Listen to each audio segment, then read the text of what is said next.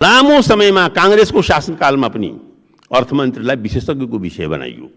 PhD pass गरेका, बाहिरबाट पढेर आएका, तर नेपालको हकमा चाहिँ गहुँ र धानको फरक नबुझ्ने, नेपालको हकमा प्याजलाई पानी चाहिन्छ कि चाहिँदैन, आलुलाई पानी चाहिन्छ कि चाहिँदैन, यो दुईटा भन्न नसक्ने मानिसहरू हाम्रा सरकार पाला मन्त्री भए। बीपीको महान उत्तराधिकार थियो।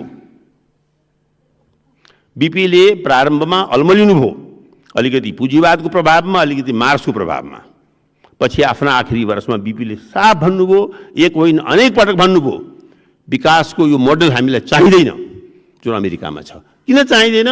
त्यो अत्यधिक ज्यादा ऊर्जामाथि आधारित छ, त्यो अत्यधिक ज्यादा भूमिमाथि आधारित छ, अत्यधिक ज्यादा फर्टिलाइजरमाथि आधारित छ। हामी धान्न सक्दैनौँ, त्यो जीवनशैली पनि धान्न सक्दैनौँ। एउटा परिवारमा 4 वटा गाडी, त्यो गाडीलाई पेन्ट गर्ने, गाडीलाई रङाउने केमिकल्स पनि पृथ्वीमा छैन।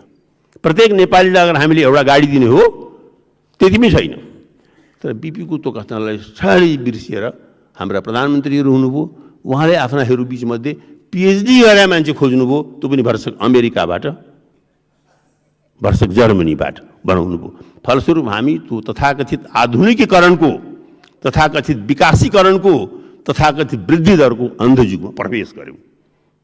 जेसुकै भन्नुहोस्, सिद्धान्त र प्राथमिकतालाई हामीले विपरीत दिशामा लैजानु परेको छ। वर्तमान दिशामा प्रश्न चिन्ह खडा गर्नु परेको छ। मलाई थाहा छ सजिलो छैन, खास गरी अर्थमन्त्रीको मजबुरी छ, विदेशका शर्तहरू छन्। अहिले पनि हामी विदेशमा निर्भर छौँ, चाहेर पनि एक्लै अर्थव्यवस्था बनाउन सक्दैनौँ। एकातिर चीन छ, एकातिर भारत छ। तर भनिन्छ जस्तै लामो यात्रा पनि एक कदमबाट थालिन्छ। त्यो एक कदम हामी गरौँ। र हिजो बितिसकेका मान्छे मार्क्सलाई पनि अध्ययन गर्नु परेको छ। माओले महान काम गर्न खोजेका थिए। माओले रुसको नकल गर्न खोजेका थिएनन्, रुसभन्दा विपरीत समाज बनाउन खोजेका थिए। बिचमा लटपटियो।